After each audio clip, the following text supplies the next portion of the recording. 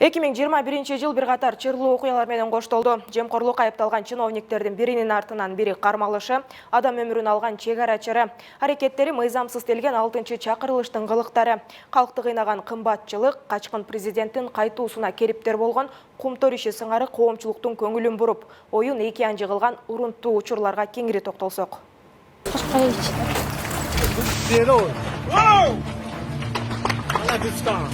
Түсініксіз еш болады. Практикалайық. Бұның парламенттің составы, кейінгі составы келгенге чейін істей береді.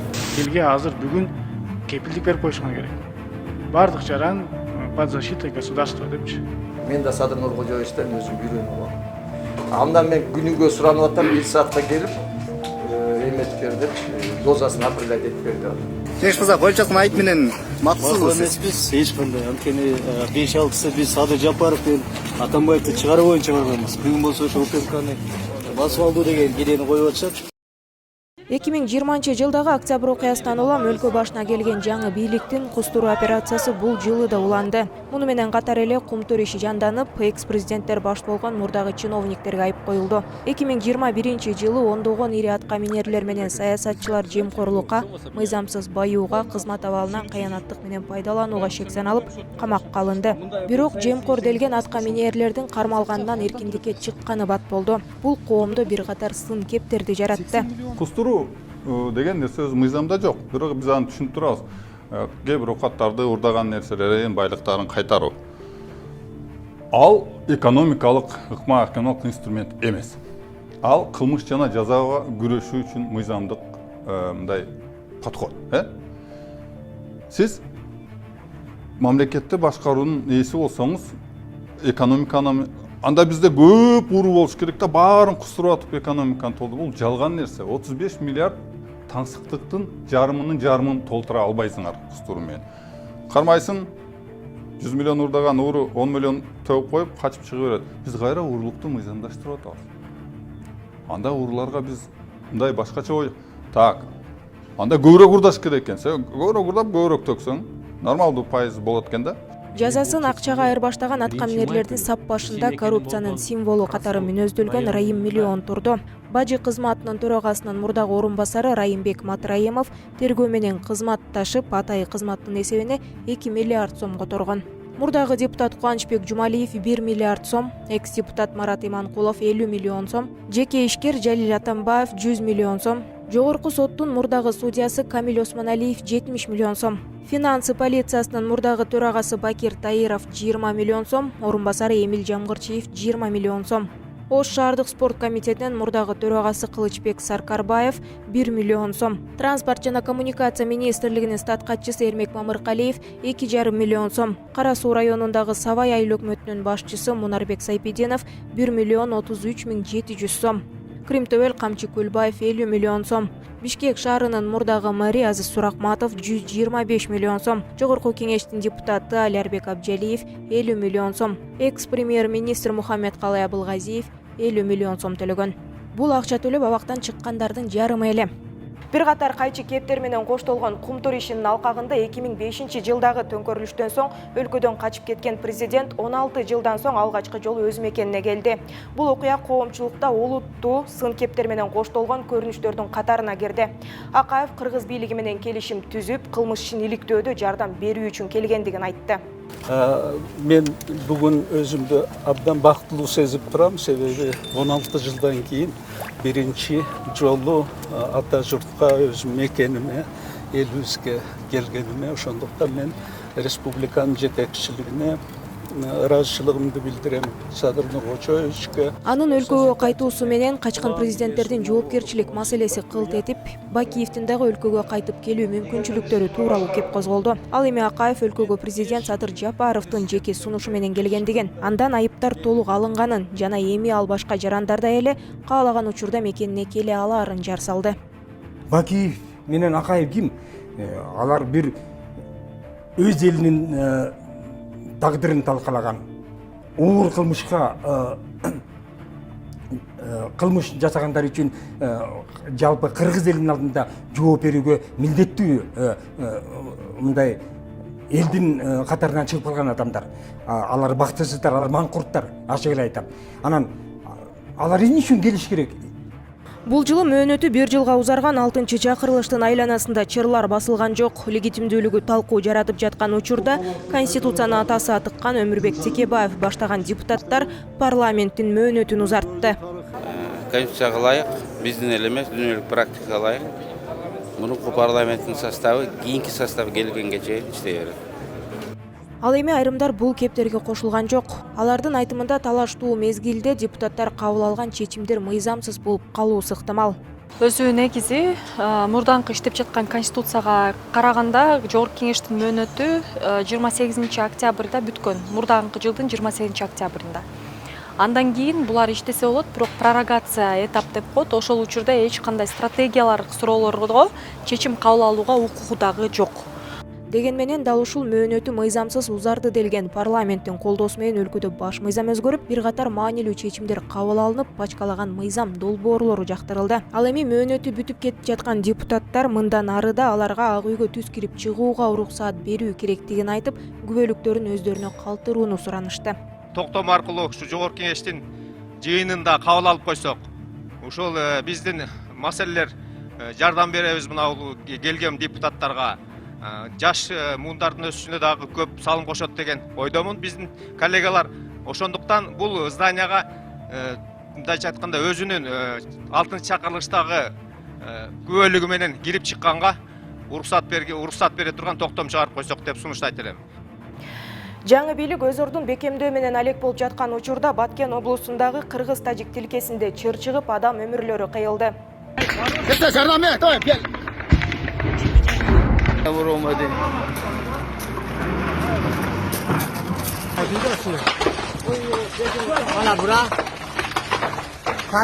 Чырдын чыгышынын себеби Кыргызстандын аймагына тажик тарап видео көзөмөл орнотуп, аны кыргыз тарапка каратып койгондугу болгон. Ташыргытуудан тутанган куралдуу кагылышуудагы окту тажик тарап биринчи чыгарган. Куралдуу кол салуунун жыйынтыгында кыргыз тарап бир топ эле чыгымга учураган. Баткен жана Лейлектин бир нече айылдары өрттөлгөн. Жай тургундардын үйлөрүнөн тартып, аскерлер кайтарган чек ара заставалары, мектеп, бала бакча, соода дүкөндөр, май куюучу жайлар, унаалар күйүп, атүгүл короодогу малдары айдалган. Кыргыз-тажик чек арасындагы 28, 29, 30 апрелдеги жана 1 майдагы чыр-чатакка байланыштуу сабырдуу позицияны карманган кыргыз бийлиги коңшу мамлекетти ачык айыптоодон алыс болду. Тажикстан тарапка бөлүгүн көтөрүп бер деп кайрылбайбыз. Биздин өзүбүз күчүбүз, мүмкүнчүлүгүбүз жетет. Өзүбүздүн мүмкүнчүлүгүбүз менен биз өзүбүздүн элибизге үйдү курабыз. Эгерде кайсы бир убакытта Тажикстан тарап ошо кылган иштерине өкүнүп жардам берем деп, то есть ошол биз ошо кылган бизге зыянчылыктарын толтуруп берем деп кайрылган болсо, биз аны карайбыз. Бирок азыркы күндө биз Тажикстандан жардам бер деп суранбайбыз. Мындай билдирүү коомчулукта кескин сынга кабылып, кыргыз тарап тарткан чыгымдарды төлөтүү, агрессия жасаган тарапты жоопко тартуу үчүн чечкиндүү кадамдарга баруусу керектигин айткандар болду. Чек арадагы инцидент Аксай Көкташтын ортосунда головнойдо болуп атса, 150 километр нары Максат Интернационал арка 1, арка 2 айылдарын бастырып, өрттөп, тяжелый военный техника менен киргени бул агрессия эмес эмне. Ошол факт болушу менен президент эл аралык коомчулукка кайрылыш керек эле деп ойлойм мен. Бул жерден албетте мындай кичине бизден мүчүлчүктөр кетип калды, убакыт өткөздү. 36 адамдын өмүрүн алган бул чыр коңшу өлкөлөр менен чек ара сызыгын тактап алуу керек экендигин жана бул өтө кылдат мамилени талап кылаарын айгинеледи. Эгемендикти алгандан бери Кыргызстан коңшулар менен шиеленишкен чек ара маселесин чечүү аракетин көрүп келебиз деген менен андан маянап чыкпай жаткандыгы өкүндүрбөй койбойт. Ал эми саясат өз нугунда кайнап жатты. Бул арада 2020-жылдагы октябрь окуяларына байланыштуу кылмыш иши ачылып, мурдагы президент Алмазбек Атамбаев, анын кеңешчиси Фарид Ниязов, жан сакчысы Канат Сагынбаев, социал-демократтар партиясынын лидери Темирлан Султанбеков, ички иштер министринин мурдагы орунбасары Курсан Асанов, Туран партиясынын лидери Жеңиш Молдахматов жана саясатчы Өмүрбек Бабановторго айып коюлган. Мен эч кандай имаратты басып алган деп өзүм айта албайм, анда айыптоолор коюп жатат. Бул бардыгы негизсиз. убакыт келет кимдин ким экенин көргөзгөнчү. Кеңеш мырза, коюлчасын айып менен максатсызбы сиз? эмеспиз эч кандай. Анткени 5-6-сы биз Садыр Жапаров менен Атамбаевди чыгаруу боюнча барганбыз. Бүгүн болсо ошо УКМКны басып алуу деген идеяны коюп атышат. Бул жагдайда коомчулукта бир катар түшүнбөстүктөрдү жаратты. Октябрь окуялары боюнча кылмыш иши козголуп, ага катышкандар кармала баштагандыгы туура эмес дегендер да болду. Саясий куугунтукка алынып, азыр көп ошол активисттерди, саясатчыларды, жаш саясатчыларды отургузуп салды да. Менин оюмча бул калыссыз нерсе. Анткени отургузганга жараша баарыбыз да отуруш керек, өздөрүн дагы отургузбаш керек да. Анда эгерде ал мыйзам бузуулар бар болсо, анда биринчи кезекте өздөрүн отуруш керек. Кармалгандар демекчи, бул жылы резонанстуу кылмыш иштеринен улам эмес, социалдык тармакта жазган пикири үчүн камакка алынган учурлар катталды. Конституцияга каршы борборунун мүчөсү, жарандык активист Элекмат Кудайберген уулу 1,5 жылга эркинен ажыратылды. Бүгүн мен камакка алды. Башкаруу чараны өзгөрттү. Тагып аткан айыптар боюнча күнөөлүү деп тапты. Сынмага эч кимге акыйкат кылмышты затын көрмөйт. Муну менен өлкөдөгү сөз эркиндиги талкууга түштү. Жаңы мыйзамда сөз эркиндигине басым күч алып жатат дегендер да болду. Буга кошумча чуулгандуу маалыматты манипуляциялоо жөнүндөгү мыйзамдын аты өзгөрүп, кабыл алынышы болду. Жалган маалыматтан коргонуу деп өзгөргөн бул мыйзам бийликке эч бир соттун чечими жок эле жалган маалымат таратты делген интернет сайтын жабууга, социалдык түйүндөрдөгү аккаунттарды да бөгөттөөгө укук берет. Эгерде биз ошондой бир ушак же башка айыптоолордон коргонолу десек, бизде кылмыш кодексинде атайын беренелери бар.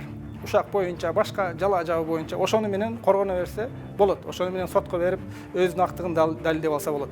Менин чочуганым бул фейк жөнүндөгү закон аркылуу биздеги блогерлерге, башка эркин журналисттерге кысым жасалып, буларды коркутуу мүмкүнчүлүгү жаралып калды. Бул жылдагы коомдо чуу жараткан окуялардын катарына түрк тектүү кыргыз жараны ишкер Орхан Инанды уурдалып өлкөдөн чыгарылып кетиши болду. Бир айдан ашык дайыны чыкпай жаткан Инанды Түркиядан табылып, ал куралдуу террордук уюмду башкарууга айыпталып жаткандыгы кабарланды. Инандынын уурдалышы өлкө жарандарынын коопсуздугу боюнча бир катар кептердин жаралуусуна негиз болду. Мен жаран катары уже коркунуч пайда болду. Эгер Кытайдын спецслужбасы операция кылабыз десе бизде жөн эле экен да. Аларга окшоп самолетко башкага эме кылып жүктөп жүрбөй эле канча тоо таштын арасынан эле сүдүрүп алып кирип кетет экен да биздин жарандарды. Бизде түрк жараны түрмөдө отурган же бир кандайдыр бир дело менен публикация этилген бир жаран барбы? Бар. Убийство менен розыскада жүрүп кармалып биздин СИЗОдо отурган жарандар бар түрмөдө. Мен айтайын дегеним эми ошолор менен керек болсо алмаштыруу маселесин көтөрүш керек дейм да. Другого варианта нет уже, правильно? Же болбосо баягы эскиче кинолордо көргөндөй эле биз дагы бирөөнү урдашыбыз керек, анан алмаштырыш керек. Өз кезегинде бийлик биз буга чейин айтканбыз, урдап кетүү аракеттери болушу мүмкүн, жалгыз жүрбөөгө кеңеш бергенбиз деп тим болду. Ал эми коронавирус менен күрөш бул жылы да уланды. Тааж илдетинин айланасында жаралган жагдайлардын арасынан президент менен саламаттыкты сактоо министри биргеликте ага каршы уу коргошун кайнатмасын кайнатып жаткандыгы талкууга алынды. Коронавирус менен күрөшүүдө жардам берет деген уу коргошун тундурмасын министр Алымкадыр Бейшеналиев түз эфирде ичип көпчүлүктүн эрмегине айланды. Бул кээ бирде холодный виде ичсечи 5 мүнөткө жетпей адам өлөт. Мындай сыйкылышкы көрүндү эч жактан таппайт. Бир эле жерде өсөт. Биз ошол жерде азыр курчап алып биз алып атабыз. Эмне үчүн дегенде азыркы кезде башка өлкөлөр билип калса, буларды да сурай башташат бизде. Атайын компания жасап жатабы, ким жасайт? Кайсыл жерде кайнатылат? Фирма барбы буга жооптоо боюнча кандай? Президент экөөбүз кайнатып атабыз. Сиздер кайнатасызбы? Экөөбүз кайнатып атабыз, андан башка кимдер бар? Өткөн жылга салыштырмалуу катаал чектөөлөр болбосо да вирус өзү жөнүндө эскертип турду. Күн сайын ондогон адамдардан жаңы учурлар аныкталууда. Каза болгон учурлар да бар. Бул жылы көпчүлүктүн көкөйүнө тийген таажи илдетине каршы вакцина сайыла баштады. Учурда өлкөдө 6 түрдүү вакцина менен эмдөө жүрүүдө. Вакцинанын тегерегинде да бир катар кайчы кептер жаралып, жарандардын вакцинага болгон ишеничин солгундатты. Мен сиздердин баардыгыңыздарга кайрылып кетемин. Вакцинациядан өтүңүздөр. Чагымчылдык кылып, жалган маалымат тараткан, жана соц түйүндөрдө вакцинациядан өтпөгүлө деп жалган маалымат таратып аткандарга ишенбеңиздер. Бул вакцина эч ким кыйнап алдырбайт. Ар бир адамдын өзүнүн жеке каалоосу менен болот. Ал арада өлкөдө кымбатчылык өкүм сүрдү. Тамак-аш азыктарынан тартып күйүүчү майдын, отун, суунун баасы өстү. Буга далил катары жөнөкөй сабиздин баасы базарда 100 сомдон ашып түшкөнүн, ал эми бензиндин баасы дээрлик 2 эсе кымбаттаганын айтса болот. Ал эми өлкө башчы Садыр Жапаров мамлекеттеги абалды турукташтырууга бир аз убакыт керек экендигин айткан эле.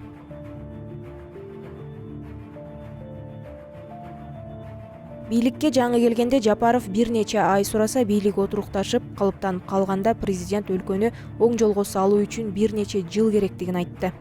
30 жылдан бери үйүлүп калган экономикалык кризисти калыбына келтирүү үчүн 1-2 жыл жетишсиз экенин баарыңыздар жакшы билесиздер. Бирок ошентсе да жакынкы аралыкта экономикалык абалыбызды жөнгө салып, 2-3 жылдан кийин кризистен чыгып кетерибизге толук көзүм жетет. Биринчи кызыл китебиңерди, тех паспортуңарды, анан баардык сос объектиңердин баарын чечели, андан кийин анан карайлы. Баарын эле бүгүн азыр чечип бер деп мени кыйнабагыла. Бир заматта чечилбейт. 30 жылдан бери, 20 жылдан бери чирип бүткөн системаны четинен мына иреттеп коюп келатабыз. Өлкөбүз өнүгөт, экономикалык абал өргөөгө өсөт. Буга бир гана убакыт керек деген бийлик карапайым калкты күтүп турууну сунуштап келет. Ал эми калктын күткөндөн башка аргасы жок экени айтпаса да белгилүү.